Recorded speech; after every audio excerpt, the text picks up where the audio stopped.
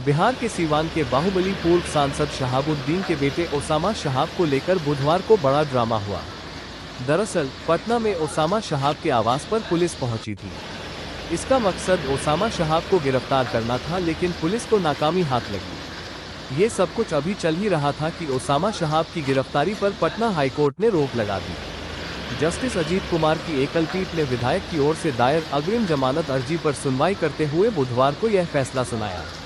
ऐसे में अब ओसामा शहाब के खिलाफ किसी तरह की दंडात्मक कार्रवाई फिलहाल नहीं हो पाएगी। इस फैसले को सुनाने के साथ ही अदालत ने केस डायरी भी मांगी है।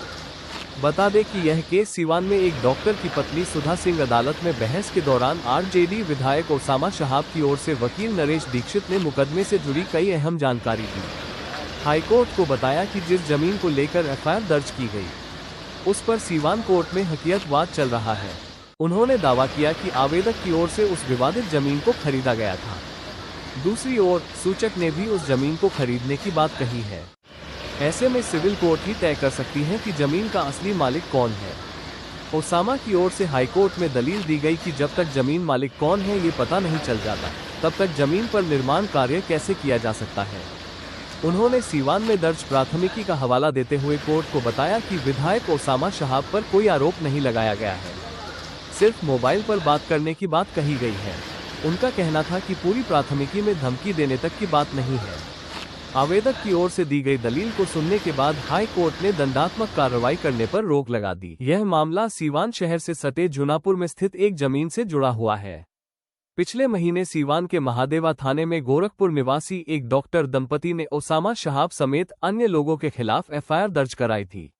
डॉक्टर दंपति ने आरोप लगाया कि उनकी जमीन पर निर्माण कार्य को रोकने, निर्माण में लगे लोगों से कथित मारपीट करने और जमीन छोड़कर गोरखपुर चले जाने की धमकी की दी गई। इस मामले में आरजेडी विधायक की ओर से सीवान कोर्ट में पहले अग्रिम जमानत याचिका दायर की थी। जिला एवं सेशन कोर्ट ने उनकी याचिका खारिज कर दी थी। ओसामा शहाब के घरों पर सीवान पुलिस ने छापेमारी भी की थी।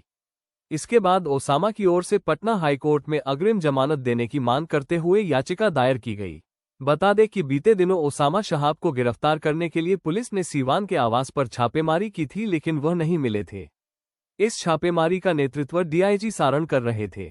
छापेमारी के बाद उन्होंने क्या कुछ कहा था, आइए सुनते हैं। संदेश देना चाहते हैं कि वो किसी भी गरीब गुरबा और बोनाफाइड मालिक के जमीन को कब्जा करने की कोशिश न करें, अन्यथा सीवान पुलिस हर तरह से तैयार है और कड़ी कानूनी कार्रवाई हर तरीके से की जाए। सर, ओसामा साहब क्या छापेमारी हुई, क्या ओसामा साहब मिले? वो अभी नहीं मिले। सर जी बताइए। नहीं मिले। सर, जिले में भू माफियाओं का जो लिस्ट सुनने में आ रहा था कि बना है, उसको सर आउट क्यों नहीं किया जा रहा है? हम आप लोगों के साथ शेयर नहीं करेंगे।